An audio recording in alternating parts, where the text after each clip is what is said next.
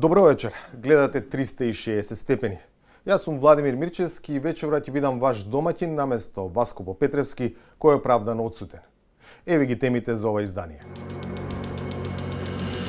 Еден месец по трагедијата во Кочани не бледнеат сеќавањата на кобната вечер. Врз мене имаше толпа на луѓе, не имам представа колку луѓе имаше врз мене. Градот преживува колективна траума. Ова што мора да мрда да се оди, тоа е друга работа. Ќе обстои на суд теоријата на случајно обвинителството за Кочани? Правото признава долгорочен каузалитет. Битното прашање кое што треба да се утврди, не само да се утврди, туку треба и да се докаже е мислата на оние учесници во действијата на пропуштање. Има ли политичка позадина во одлуката на градоначалникот и мнозинството од СДСМ за разрешување на организацијскиот одбор на Струмичкиот карневал? Бесте задоволни и не беше партизација кога за принц и принцеза се избра маската на луѓето на кои сте вие кум. Може би и од едната и од другата страна имаше некаква комуникација и обиди за политизација. Костовски тврди, никогаш не бил дел од барањето за приватизација, кое пак било важно за останатите станари да може да поседуваат исправни имотни листови. И од домовара добив дека мојот потпис е фалсификуван. Институциите и инвеститорот имаат други верзии. На вчерашен ден, пред еден месец, Македонија се разбуди со веста за најтешката трагедија во поновата историја.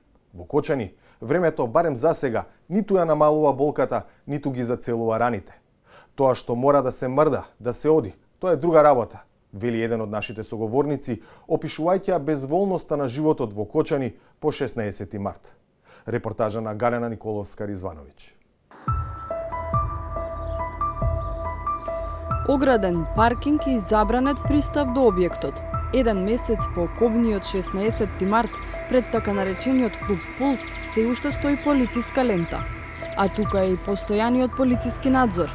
Од уличката која води кон задната страна на објектот се стигнува на само неколку чекори до местото каде се случи најголемата трагедија во земјава. Локалот е сместен во индустријска зона, па во околината има повеќе автомеханички салони, хотел и неколку куќи. Жителите од соседството не се расположени за разговор. Во центарот пак тажно, мрачно, траурно. Ова се зборовите кои кочанчани најчесто ги користат за одговор на прашањето како е во градот еден месец по трагедијата. Многумина одбиваат да зборуваат, а тие што имаат сила едва успеваат да ги задржат солзите.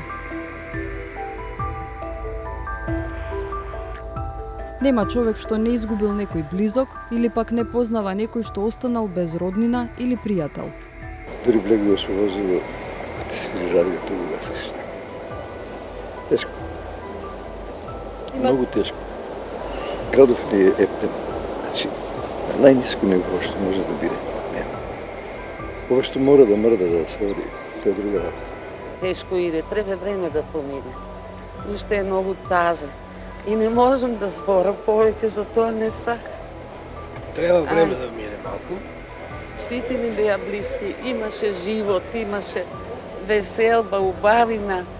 Тешко за младите да мајче, нигде нема сигурност, нема. Не сме расположени, бидете поздравени. Се едно исто, тешко. Тешко, болно и тоа е. Да не се повтори веќе. Нема атмосфера. Ја вечерини искочам обично да шетам, да онадам. Поминам од тука, па дали у сите кафичи и пицерии, дали има 20 луѓе. У сите. Значи тука се 15 кафичи и пицерии, 20 луѓе у сите да седат. Повеќе има персонал, неголи гости и нема амбиент, нема расположение. На малиот плоштад, каде што се наоѓа демолираното кафуле, чиј собственик е истиот што го држал така нареченото кабаре Пулс, постојано има полициско присуство. Објектот е ограден, но може да се види дека се оставени искршените прозорци, маси и столици, по протестот што се одржа еден ден по трагичниот настан. Објектот не е негова собственост, изнајмен. Сега, не знам, веројатно сега го заградија, па иначе беше грозна слика тука, искршена онадено. Сега го заградија, веројатно како некој доказен материјал дали ќе служи, не знам зашо. Е така, меѓутоа и ово, мене не ме потсеќа ово на нешто разрушено, потсеќа ме па на трагедијата. Атмосферата која владее во градот се чувствува во секое сокаче, а се преслика и на овонеделната седница на Советот на општина Кочани, која почна со едноминутно молчење за настраданите. Беше прва по пожарот. Со една точка на дневен ред се избираше вршител на должноста градоначалник. Последниот избран Љупчо Папазов поднесе оставка под притисок на јавноста, а потоа заврши во притвор како осомничен во истрагата. Неговите сопартијци од ВМРО ДПМН имаа свој предлог, советникот Гоце Марков. Со остри политички тонови го нападнаа против кандидатот Венко Крстевски, кој прв ја најави кандидатурата за градоначалник како независен советник. Вие почнавте одма со политика. Бе, каква политика? Бе, завршено е политиката во овој град. Завршено. Сите сме завршени. Не ли го разбирате тоа? Значи, готово е. Градот ни е мртов. Изборот на градоначалник го засени обраќањето на советничката од ВМРО ДПМН Кристина Атанасова Арсова. Со емотивен говор, таа од говорницата поднесе оставка. И во следниот период ќе се посветам на син ми кој што се уште е во болница од несреќата и на сите оние деца кои што треба да се вратат за нивната рехабилитација. Затоа што навистина тоа им е потребно. И никогаш нема да заборавам дека сите идеали на овој свет не се вредни колку што е солзата на едно дете. По паузата, со 9 гласа за, Венко Крстевски беше избран за ВД градоначалник на Кочани. Сметам дека е крајно време да кренеме во процес на департизација пред се на институциите, да им дадеме шанса на квалитетните и младите луѓе кои што имаат енергија, желба и идеи за промени, истите да можат да ги реализираат. Мојот кабинет ќе биде отворен за секој креативен и млад ум, и вклучувајќи ги сите останати сограѓани и постарите. Едноставно мора да направиме нов процес во Кочани кој што се надевам дека ќе се рефлектира на територија на целата држава и да направиме многу позитивни промени. Да биде борбата во идеи, во проекти, а не да биде борбата на лична база со навредби, со клевети и со непотизам. И покрај се, во Кочани сепак има место каде барем на моменти може да се почувствува малку позитивна енергија и волја за промена. Катче, каде група млади се организираат за помош на повредените и семејствата на жртвите од пожарот во Пулс. За кочанчани и јавноста веќе добро позната иницијативата Сапорт Кочани. Супорт Кочани настана буквално од краток брейнсторм, 15 минути дискусија на кој начин можеме да придонесеме, да помогнеме на родителите кои и требат средства. И одлучивме да ги излистаме сметките за да нема некој на средина, за да не чекаме на бирократски процедури. Дојдевме тука у канцеларијата и да, буквално пуштивме прва верзија со неколку души излистани кои што можевме да примереме информации. На овој начин успеале да соберат околу половина милион евра. Во иницијативата се вклучени 30 на волонтери, а меѓу нив има и млади луѓе кои биле присутни во клубот на трагичниот 16 март. Еден од нив е и 18 годишниот Љубомир. Во Супорт Кочани сум од самиот почеток, денот после погребот одма се приклучив. Конкретно еден мој другар ме повика случајно, немаше што да правам, бев на некој начин обезумение, не знаев дека терам. И повикнаме тука, кажаа дека имат потреба од помош.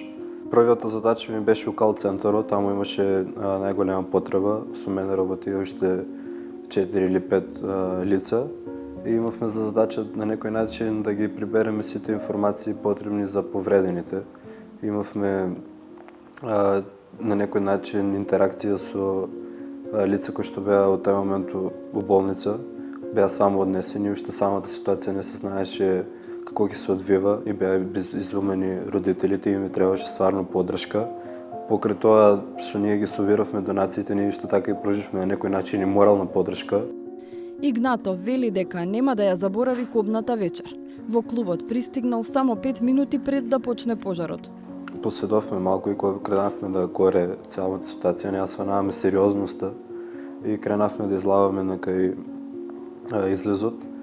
Тука искрено обезбедувањето ни направи на некој начин координација како да излегнеме.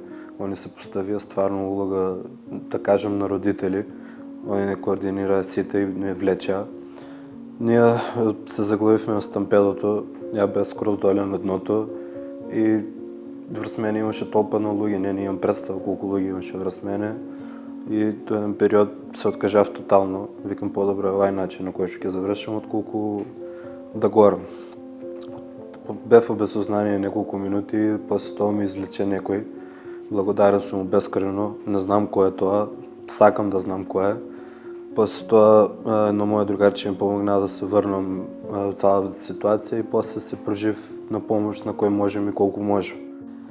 Младиот Игнатов вели дека во оваа иницијатива препознал не само финансиска, туку и морална поддршка, а иницијативата веќе прерасна во здружение под називот Support Кокочани. Волонтерите велат дека имаат планови и во иднина да продолжат да помагаат на проекти за доброто на градот. Првата цел е креирање на заедничка сметка. На таа сметка ќе се собираат сите донации и ќе бидат еднакво распределени до сите лица кои што се објавени на страната. Втората цел е собирање на донации за различни институции во Кочани. Например, имаме листа на работи кои што се потребни за Кочанската болница, а третата цел, и за мене најголема, е формирањето на младинскиот центар. Тоа ќе биде центар за психолошка поддршка на населението, за дружење и за социализација. Стручна психолошка помош изминатиот период веќе пружија 100 психолози. Во соработка со Црвениот крст, организирани во тимови, помагаа на терен. Со младите во училиштата, но и со наставниот кадар, вели професорката Емилија Бошковска од Комората на психолози. Посебен е начинот на пристапување. Не работиме психотерапија, не работиме психолошко советување, особено во првите моменти.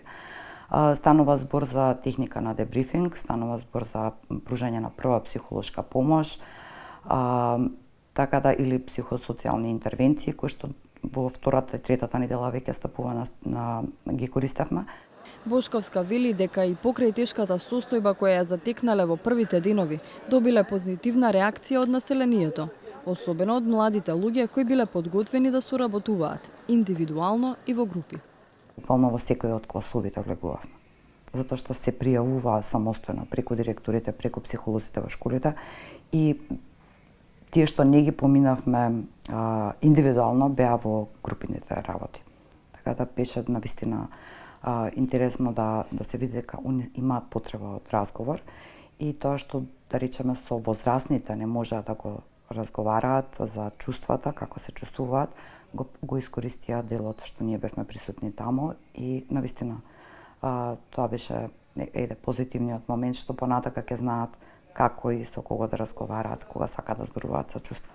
Во пожарот во Пулс загинаа 62 лица. Таа загуба никогаш нема да се надомести. Околу 200 беа повредени. Многумина ќе се лекуваат долго, можеби и цел живот. Дали некогаш ќе заздрават и тие и раните што ги отвори пожарот во меморијата на овој град. Продолжуваме детално да го следиме текот на истрагата за трагедијата во Кочани, во која досега се осомничени 59 лица. Државниот јавен обвинител деноиве го бранеше пристапот кој резултираше со толку осомничени, како неопходен за да се санкционираат сите што имале директна улога или придонеле да се случи пожарот. Но продолжуваат и критичките обсервации од дел од стручната јавност, дека на тој начин се влегува во опасна зона. Зошто? Од Александар Димитриевски.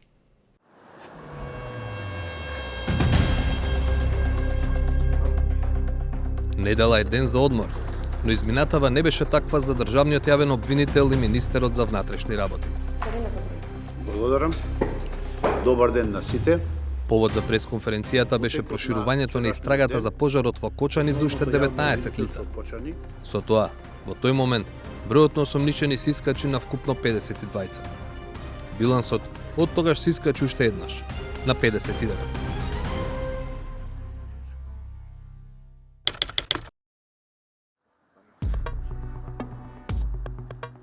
Има толку многу осомничени затоа што обвинителството ги гони оние што се осомничени како директно одговорни за пожарот, но и оние кои, според обвинителството, придонеле за исходот.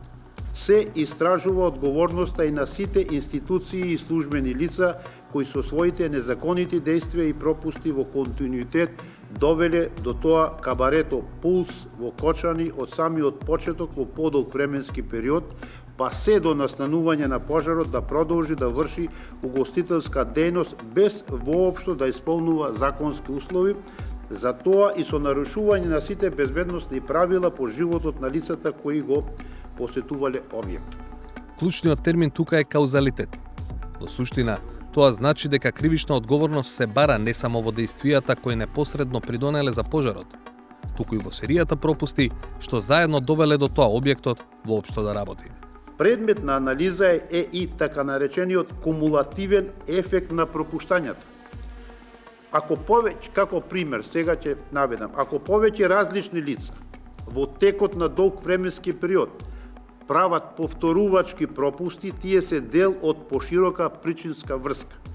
Ова значи дека дури и ако едно индивидуално пропуштање не е директна причина за штетата, нивниот збирен ефект може да биде критичен.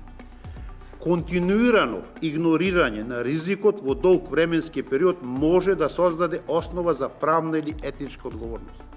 Ваквиот пристап може би создава впечаток во јавноста дека институциите сериозно работат на расветлување на случајот во сите негови аспекти, но кај дел од стручната јавност најде и наидува на резерва.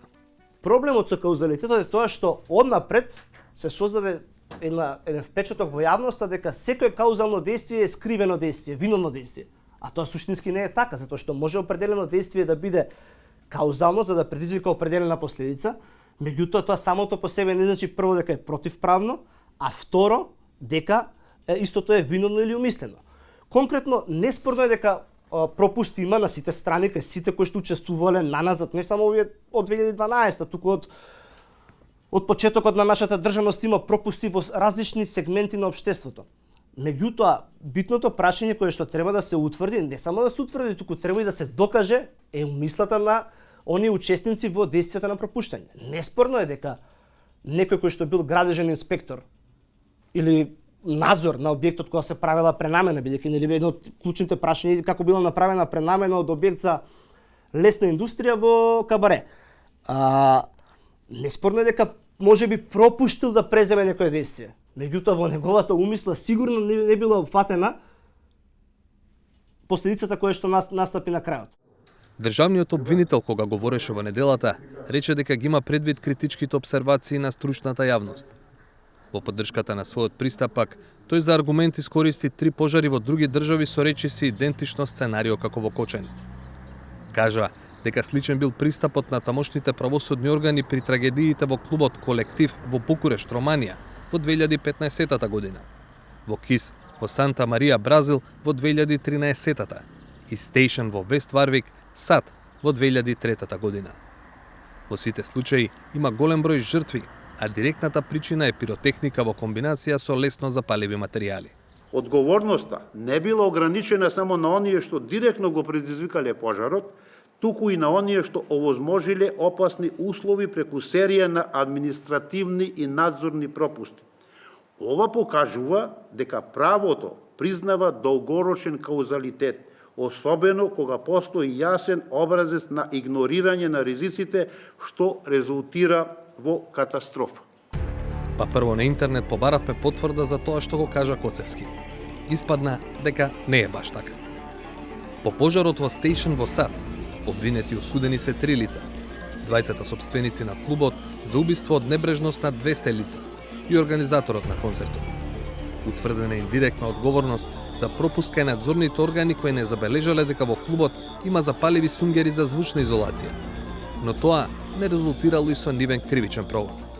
По пожарот во КИС во Бразил пак, каде загинаа 242 лица, осудени се 4. 2 собственици на клубот и 2 членови на бендот кој настапувал таа вечер. Судени се за убиство и за обид за убиство. Нема информации дека се гонети индиректни војновници. По пожарот во Колектив во Букурешт, каде загинаа 64 лица, отворени се 2 предмета. Во првиот, осудени се собствениците на клубот, пиротехничарот, но и градоначалникот на областа и 2 пожарникари. Градоначалникот и пожарникарите се гонети за индиректна одговорност, бидејќи дозволиле клубот да работи без да ги исполнува соодветните услови. Вториот предмет се водел за министерот за здравство, дека доцна побарал трансфер на пациенти во странство што довело до многу починати меѓу повредените. Тој случај на крај е отфрлен. Бидејќи бројот на обвинети осудени во сличните трагедии се брои на прсти, а во Кочани веќе се речиси 60, прашавме во обвинителството со какви податоци тие располагаат штом се повикае на нив. Ни вратија дека податоците биле јавно достапни, но и дека Оно што е веројатно специфично за случајот во Кочани, за разлика од сличните примери од други земји, е што почетниот момент на пропуст е повеќе години наназад, од самиот момент кога клубот започнува со работа, и ниту една институција повеќе од 10 години не го прекинала тој каузален синџир. Фактот што долга низа години не бил извршен инспекцијски надзор, ниту некој постапил за очигледно непочитување на сите минимално технички и безбедносни правила и прописи, значително влијае на опфатот на лица кои имаат одговорност за своето постапување или непостапување. Правниците кои имаат критички однос кон овој пристап не се против да се гонат сите што направиле пропусти. Напротив, вели Акимовски, треба да се гонат, но секој за делото што го сторил. Неспорно е дека треба да се барат директни виновници, дека во нивните пропуштања постојат определени исполнување на законските битија на некои други кривични дела. Тука проблемот е можеби што дел се застарени, дел се со многу поблага казна и така натаму. Меѓутоа, ние не видовме од јавниот обвинител да каже конкретно за кое кривично дело, односно наведено е само тешки дела против безбедноста од 292 во врска со член 288 предизвикување општа опасност. Меѓутоа, никаде не беше наведено и објаснето дали се работи за соизвршителски дејствија, помагачки дејствија, дали секој од обвинетите преземал самостојно дејство на извршување на кривичното дело, дали тие делувале со заедничка умисла, и во таа ситуација притисокот за докажување на ваков предмет во судска постапка е исклучително голем. Следејќи логиката која наметна јавното обвинителство, сомничи голем број лица што биле на позиција во различни институции од 2012 година до денот на пожарот, 16 март 2025 година. Например, сите градоначалници на Кочани во тој период и сите директори на Дирекцијата за заштита и спасување. Но, во јавност остана нејасно зошто се опфатени сите министри за економија, освен последниот. Па и зошто воопшто се опфатени, ако што од 2008 година, како што каже премиерот, ова министерство не е обврзано да ја проверува вистинитоста на апликациите за лиценци. Токму тоа ви го кажувам, тука е пропустот со измените во законот од 2007 година, дека правното лице е тоа кое што самото тврди дека ги исполнува условите. Да, тоа е проблемот. Никој не го проверува. Законот не предвидува. Сета документација требало да биде прибрана и врз основа на таа документација министерот дава лиценца. Во конкретниот случај за сите лиценци нема потполна и законита документација. Сакате да кажете дека Тоа е верижната реакција во однос на издавањето на лиценци, затоа што министерот, не само еден или сите министри, не ги почитувале законите, односно издале лиценци кои што не биле потполни и немале законска документација. Прашањето е во кој член од законот го прекажале, каде вели дека треба ти да... Конкретно во однос на законска одредба не можем да ви цитирам, тоа е дел од истрагата, не е само еден закон, ви кажав, членови се повредени на повеќе закони. Во истото интервју Коцевски беше прашан зошто тогаш не е осомничен и сегашниот министер. Во конкретниот случај до министерот нема стигнато никаква документација за издавање на лиценци, затоа тој не може да биде одговорен во случајов последниот зборим министер што е сега на власт. Коцевски објасни дека во време на актуелниот министер не е барана лиценца за пулс, па тој не може да биде одговорен. Но како што покажува јавно објавениот регистар, во време на актуелниот министер барале и добиле лиценца други ноќни клубови. Дел од тие лиценци сега се одземени по контролите по пожарот во Кочани.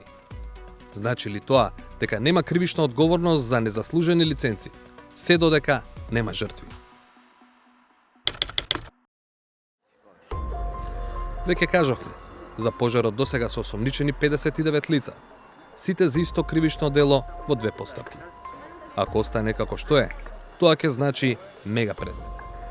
Дури и најголемата судница во земјава, во Идризово, веројатно нема да ги собере сите обвинети заедно со нивните бранители и се разбира обвинителите. Вакви екзибиции со толкава екстензија на бројот на обвинети лица не само што е опасна работа од аспект на правната предвидливост правната сигурност, како и барањето за законска одреденост на битијата на кривичните дела. Значи тој е во директен судир со таа концепција која што ги штити пред се правата на обвинетите. Понатаму тоа е исклучително скапа работа која што може да не чини многу пари нас како држава на крајот од оваа поставка, бидејќи не можете да завршите предмет со 60 обвинети. За овој дел се чини во јавното обвинителство веќе има свест дека треба да се најде друго решение. Обвинителството ќе ја заврши работата можеби во 3 месеци, но потоа ако поднесе обвинение и гломазен предмет, обемен предмет со многу докази, со многу сведоци, тој потоа ќе го пуштат да заглавува во судските лабиринти. Така е, во однос на тие предмети имаме веќе искуство со предметот Змиско око, кој речи со 18 години се водеше да не би измените на казек, уште може би на околу 70 на обвинети, навистина тежок, гломазен предмет, обемен предмет, меѓутоа и на таа околност јавните обвинители имаа во предвид. Ќе видиме во однос на овој предмет дали ќе остане целиот предмет со сите обвинети, имајќи предвид дека еве сега организиран криминал, јавното обвинителство за организиран криминал ќе има помалку, така да и во овој дел јавните обвинители размислуваат дали ќе бидат опфатени сите или евентуално согласно нивните надлежности или периодот и така натаму ќе видиме тоа. Во писмениот одговор пак од јавното обвинителство ни рекоа дека од прибраните докази ќе зависи кои од лицата под истрага ќе бидат и обвинети. За двајцата директори на Државниот пазарен инспекторат работата како да е тргната во таа насока. И натаму се осомничени, но се чини без цврста основа. И за нив и за останатите, на епилог нема да се чека долго. Не повеќе од 2 месеца.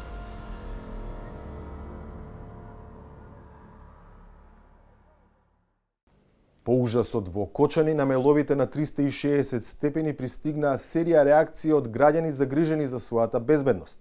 Во најголем дел од случаите станува збор за состојбата во нивната стамбена зграда, а заедничко е и тоа што граѓаните тврдат дека пријавувале и барале помош од надлежните, но не ја добиле. Во наредните изданија ќе има и други, а во првата сторија што ја објавуваме вечерва, станува збор за семејство кое, иако никогаш не се согласило, мора да живее во зграда што во моментов е градилиште. Владко Чаловски.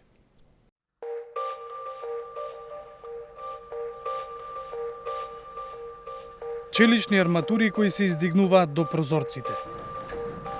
Бетонски столбови и прашина на секаде. Постојано чукање од работата на мајсторите.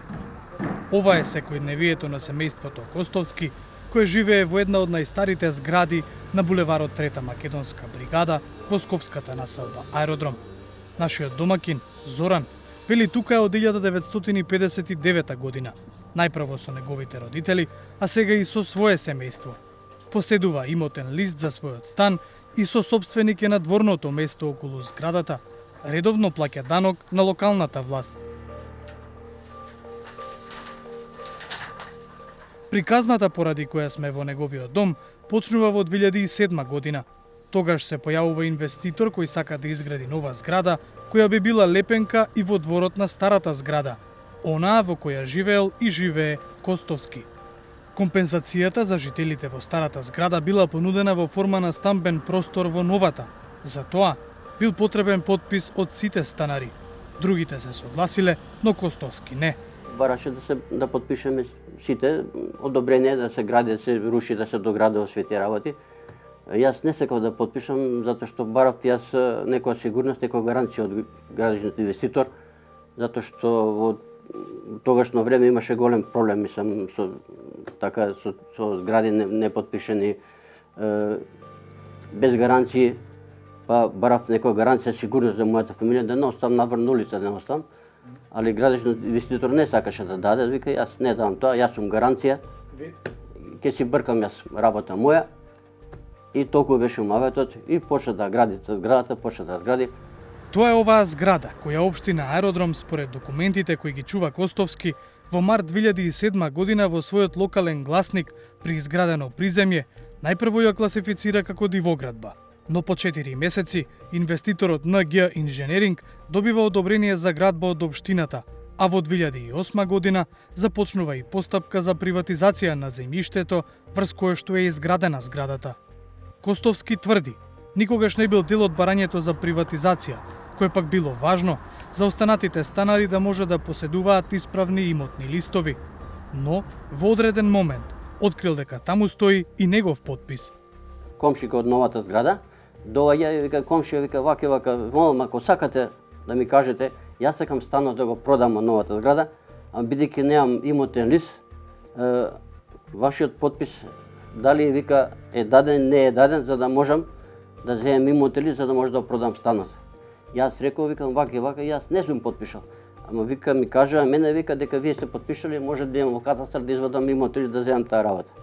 Тогаш веќе почнаа моите проблеми да видам стварно дали навистина фалсификат е подпише. Тој го открил дека навистина мојот подпис е даден, фалсификуван и исто докажан од МВР Скопје, каде што јас сум бил на графолошко вештачење повеќе пати и од МВР добив дека мојот подпис е фалсификуван. Ова е документот за кој зборува Зоран Костовски, вештачење од Министерството за внатрешни работи со датум од 28.5.2010 година, во кој пишува дека неговиот и подписот на документот не се совпаѓаат.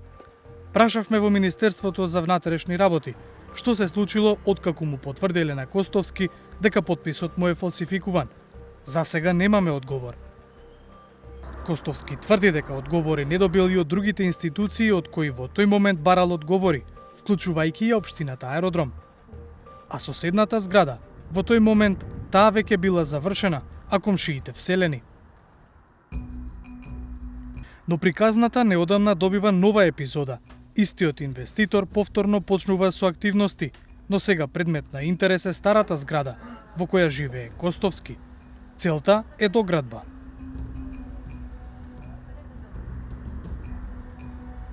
Кога во мај минатата година почнала сечата на дрвата околу зградата, Костовски побарал заштита од општина Аеродром, дека му се узурпира имотот. Навистина е нејасно како е возможно инвеститорот кој нема одобрение за градење да презема действија за заградување на објектот и сеча на дрвјата во дворот на објектот.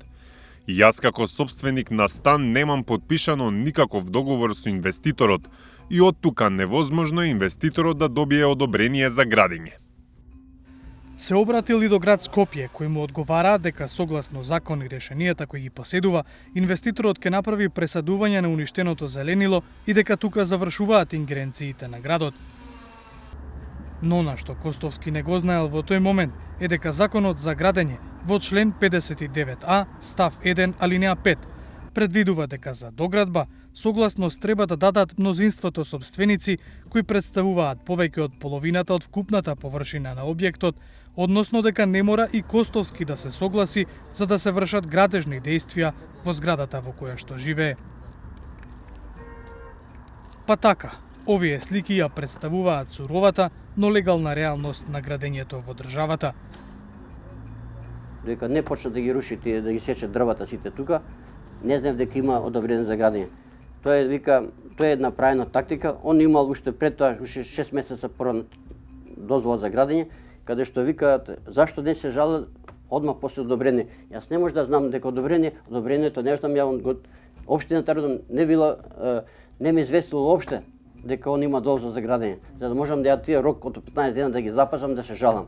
Бев во општина, ме шетав од горе до доле, се жалев исто со дека баравме информации за зградата се работа.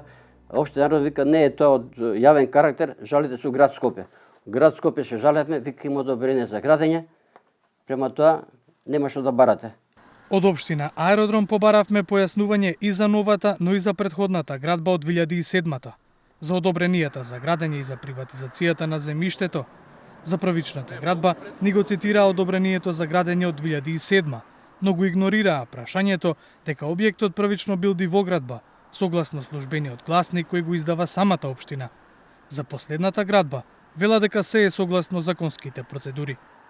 По правосилноста на одобрението, господин Костовски преку адвокатска канцеларија има поднесувано до општина Аеродром приговори и жалби за кои има добиено одговори за сите од страна на нашата институција.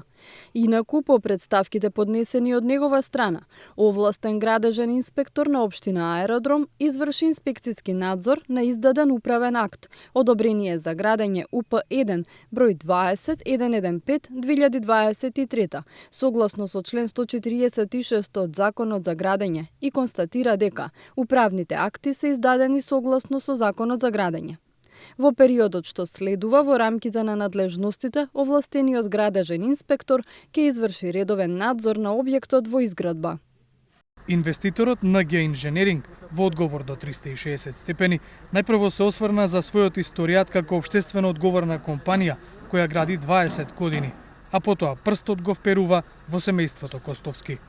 Според компанијата, тие ги исцрпиле сите можни опции да го внесат Костовски во постапката за градба, нудејќи му повеќе опции за надомест во размена за отстапување на правото на градба. За жал, неговата инертност за градење предизвика штета кај сите останати негови соседи кои наместо да добијат новоизграден стамбен објект, истите ќе добијат само доградба на постојните стамбени единици. На нашето прашање за тоа што објектот во еден момент се водел како дивоградба, компанијата тврди, цело време имале дозвола, но како инвеститор за време на градбата поседуваме одобрение за градење кое беше конечно, но не и правосилно. Правосилноста не можевме да обезбедиме од причина што сопственикот на недвижен имот, стан број 12 Зоран Костовски, водеше постапки за поништување на издаденото одобрение за градење, но сите тие постапки завршија безуспешно по него. За обвинувањето дека го фалсификувале потписот на Зоран Костовски за имотот да се впише во административните книги, велат: до денес нема правосилна судска одлука со која е утврдена одговорност за фалсификување на се што е поврзано со лицето Зоран Костовски во однос на постапката за утврдување на правото на сопственост на негово име на градежно земјиште. Како инвеститор во наведената постапка за приватизација, согласно изготвените налози од надлежниот орган, го исплативме паричниот надоместок за приватизација во целост, при што, како и на сите останати корисници, е впишано правото на сопственост и на Зоран Костовски во јавните книги на недвижности при Агенцијата за катастар на недвижности. Од НГ Инженеринг тврдат и дека не бил потребен потписот од сите станари за одобрението за градба, издадено во 2007-та. Костовски пак останува на ставот дека не можело да се гради без негов потпис. Вели дека е неточно и од му биле дадени повеќе опции. Спротивно на инвеститорот, не се согласува и дека сега се гради безбедно, како за станарите, така и за работниците. Со тоа копање, кршење на бетонот, ја мислам од 59 година ги имам сите земјотреси поминато, тако земјотрес сигурно од 5 степени. Добро што мислам не се струши, немаше земјотрес, ќе се струши зградата, ќе погинеме сите. Тако кршење, тако мислам нешто што треба човек стварно да го осети. Нема комета, нема збори да се опише. Како земјотрес од 5 степени, така цела зграда ја крши и ја, како да кажем, буквално ја распука зградата на два дела. Па сепак, скелињата се креваат секојдневно, а шајките ги најавуваат утрата во домот на Костовски. А тие никогаш не се согласиле на ова. Ке продолжат да прашуваат, кој на вистина одлучува што ќе се случи со вашиот дом.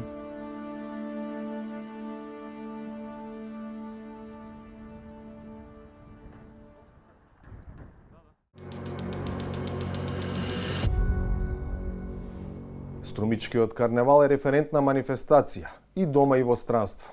Но под радарот помина одлуката на Општинскиот совет, донесена на предлог на градоначалникот за разрешување на организацијскиот одбор. Не затоа што потврдил, туку поради тоа кои биле избрани за принц и принцеза на овогодишниот карневал. Дали позадината е политичка и тоа во пресрет на локалните избори на есен? По одговорите во Струмица беше Михаел Милошевски. Секоја година за православниот празник Прочка, Струмица станува епицентар за добра забава и место за уживање во уникатна традиција. Тоа што денес представува Струмичкиот карневал е резултат на многу потрошена енергија и време низ децениите. Па затоа и беше големо изненадување кога годинава, токму на денот на главниот настан, градоначалникот Костадин Костадинов обзнани дека организацијскиот одбор на карневалот ќе биде сменет, а во него членуваа луѓе со стаж и од 35 години, како председателот Александар Цицимов. Нашиот карневал е составен дел на нашиот идентитет и никој, ама баш никој нема право да го чепка, разурнува или да прави груби обиди за партизација. За разрешување на членови во организациониот одбор на Струмичкиот карневал. Формално одлуката беше донесена 2 недели по завршувањето на карневалот на редовна седница на Советот. На расправата се слуша тезата дека причината за разрешувањето на одборот било тоа што за принц бил избран Митко Дрвошанов, поранешен советник од ВМРО ДПМНЕ, но и еден од можните кандидати за градоначалник на локалните избори на есен. За жал оваа година се соочивме со обвинување за партизација. Па сакам да го прашам градоначалникот, за каква партизација зборува кога сте 20 години на власт? Бевте задоволни и не беше партизација кога за принц и принцеза се избра маската на луѓето на кои сте вие кум. Ке се сетите секако пред 2 години за која маска ви зборувам. Писмена изјава до Советот даде и разрешениот председател, кој бил на чело на одборот 35 години. Ја прочита шефот на Струмичкиот совет. За жал, наместо универзална радост, настанот беше засенат од јавна осуда на одборот за организацијата на Струмички карнавал, дека го уназадува и партизира истиот со најава за негово разрешување. Сепак убеден сум дека сите вие добро знаат дека вистинската причина е несоодветниот избор на принц и принцеза на карнавалот, зашто најдобар доказ е бурната реакција по изборот и непримерното насување на поединци попратени со навреди и закани кон член на одборот. Одборот беше разрешен од страна на мнозинството кое го има СДСМ. Месец и половина од настанот, кога за многумина темата падна во заборав, ја посетивме Струмица трагајки по одговори. Која е вистинската причина за разрешувањето на одборот? Првата адреса на која се обративме беше градоначалникот, од кого и дојде иницијативата за смена. На прашањето зошто одлуката ја донесе и соопшти токму пред главната вечер на карневалот и дали има вистина во обвинувањата дека одлуката е донесена поради изборот на овогодинешниот принц, Костадинов одговори. Сите здрави одлуки се уште подобри во доколку го погодиме и моментот на носење на одлуката. Моментот за разрешување на членови на карнавалски одбор и менување на пристап, кога ако не за време на карнавалот. Така да сметам дека и моментот го погодивме и одлуката е поддржана од огромно мнозинство на струмичани. Во однос на обвинувањата кои ги упати дека имало обиди за политизација на Струмичкиот карневал, Костадинов вели дека имал индиции од е направен обид да се политизираат одредени одлуки, и тоа и од одборот, и од дел од учесниците. Може би и од едната и од другата страна имаше некаква комуникација и обиди за политизација. Тоа се сомнежи кои што не смееме да дозволиме на штета на повеќе вековното струмичко чудо, Струмичкиот карневал, да ни се случуваат такви појави. Дента кога бевме присутни во Струмица, во домот на армијата се одржуваше редовната 50-та седница на Советот на општината. Се обидовме да добиеме став од советничката група на ВМРО ДПМНЕ, но бевме одбиени. Не беше одговорот на Елена Достинова, која беше една од најактивните во критиките минатиот месец и која самата била членка на разрешениот одбор. Исто постапи и координаторот на советничката група. За разлика од нив, за разговор беа расположени советниците од владеачкиот СДСМ. Пред се председателот на Советот, кој за разлика од градоначалникот, различно гледа на настаните од денот. И сметав дека Цицимов и другите во карнавалскиот одбор членови не заслужива така преко ноќ ние да ги разрешиме и требаше малку со поладна глава да седнеме и да видиме што е работата. Даскаловски вели отивина имајка и двете страни, бидејќи е точно дека годинава имало помал број карневалски групи и оти се добива впечаток дека одборот недоволно се ангажирал за организација на карневалот, но дециден е и дека политиката треба да ги тргне рацете од манифестацијата. Овде не треба да има никаква политика. Значи политиката треба да се тргне на страна. Јас не гледам дека имало некој политика, да, се така дали случајно, дали не, поранешен советник од ВМРО ДПМНЕ и изберен за принцеза. Не знам, не сум бил таму и не можам да судам. Единствено членовите кои беа разрешени, а кои се охрабри да зборува, беше Александар Ненчев, кој воедно е координатор на советничката група на СДСМ. Не сакаше директно да одговори на прашањето кој и како се обидел да го политизира карневалот, туку рече дека навистина дошло време да се направат промени во одборот. Да дадеме можност на новиот одбор кој што се надевам ќе биде во скоро време доставено како јавна објава да биде избран, да се конкурираат по однос на јавна објава со, предпоставам, некоја соодветна изготвена нивна програма за учество и каде што би сакал, еве лично јас, да се ограничи времето на членување во тој карнавалски одбор, дали на 4 или на 8 години, дека знаеме многуто време, многуто седење на исто столче, малку и не така спласнува во активноста. Дека е потребна смена се согласни и струмичани, при тоа изразувајќи пофалби за досегашната работа на председателот. Нека има новитети, има помлади, ќе дојдат може нешто, ќе внесат нешто посвежо, подобро. Така да сум за промени. А, например, човеко, знам отай скромен човек, добар човек, но како е, што е работа? Ама никој што не е вечно. Можда е време, задоволително си ја вршеше работата многу добро.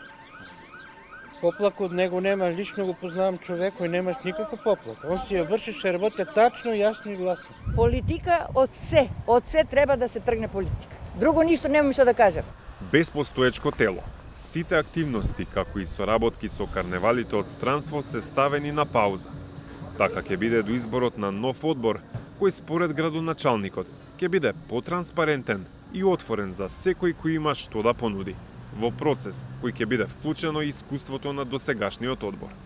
Промените, да, се случуваат токму сега, после карнавалот, односно за време на карнавалот, за да ја пуштиме пораката дека сите ние сме решени да го подобриме струмичкиот карнавал. И токму заради тие ставови за одредени луѓе кои што велат дека токму тие луѓе се најголемите виновници за афирмација, баш од тие причини им овозможуваме повторно нивното искуство да го споделат со нас, помладите. А промени, да, промени се здрави да се случуваат и промени мора да има.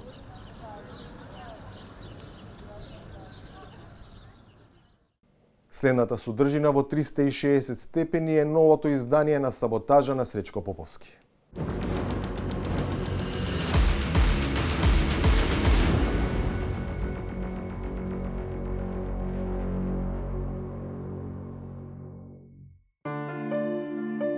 Изгледа дека членовите на владата ретко ги гледаат на стапите на премиерот, што директно се конфронтираат со неговите ставови и политики. Неговите мотивацијски говори за семејството се во директна корелација со нивните одлуки, со кои ја лимитираат посекуваната бројност. Ако во прво деление вие имате читанка во која што на првата страна имате јас, мама и тато, наместо јас, мама и тато, дада и бато, тогаш е за мене тоа лош пример. Посечената потрошувачка кошничка ќе биде навистина еден комплетен, квалитетен одраз на потребите на едно просечно македонско семејство, а тоа е трочлено семејство. Семејството не се јас, мама и тато, туку во семејството покрај мама и тато се и дада и бато. Нема друго објаснување освен тоа дека министерот за економија го наместил заменикот да се истрча и да ги собере негативните поени, додека тој ужива во својата анонимност, бидејќи ретко кој, па дури од кругови што реално би требало да знаат, може и да се сети дека таков човек воопшто екзистира. Јас сум бил министр, ја не знам, еве сега пиштол да ми ставите на глава, ја не знам како ни се вика министерот за економија. Ај ти кажи, како се вика? Како се вика? Дурмиши. Новинар си, можеш да бидеш информиран. Ева, Амар како се вика? Дурмиши. Како? Дурмиши. Ви, ја не го знам, да ме убиеш, не знам кој е. За волја на вистината, министерот е од Беса, а нивниот лидер е свесен за бестежинската состојба во која се наоѓа коалицијата во која партиципираат. Во услови кога гравитацијата само што не почнала да привлекува, актуелниот Тетовски зборува колкаво е оптоварувањето, што го предизвикува екс-костиварскиот градоначалник. Влем тежи, да не кажам повеќе, но толку без таравари колку што вредеше и тежеше без со него. Тешко со него, тешко и без него. Но заседа чекаат баждарџиите. Тие не само што мерат и премеруваат, туку во кантарот им на дребно дотураат оти кој, ако не тие, може да пуштат глодари во недератизирани училишта и да предизвикуваат протести со бојкот на настава. Нема таму глувци, таму има лоциран глушец, отстранет, во моментот се прска, тука пробува дуи својата неспособност да ја претвори во политика, но нема да им успее. Секако у Бутел особено нема. Не се знае каде е отстранет глушецот, и веројатно некој сличен на него, а не дуи, у изгрискал љуботенски пат, штом наместо ветените 420 см широчина, асфалтирани се помалку од 3 метри, а за дебелината воопшто и да не се троши муавет. Не, ни широк, а тенок. Тенок ја нема таа најмалко барам 8 сантина да е. Ова нема 8 сантина. И сега го направи ова, два точка ќе поминат, најесто е точак, нели? Ова е гревата. А плюс така да стават и вишњаци.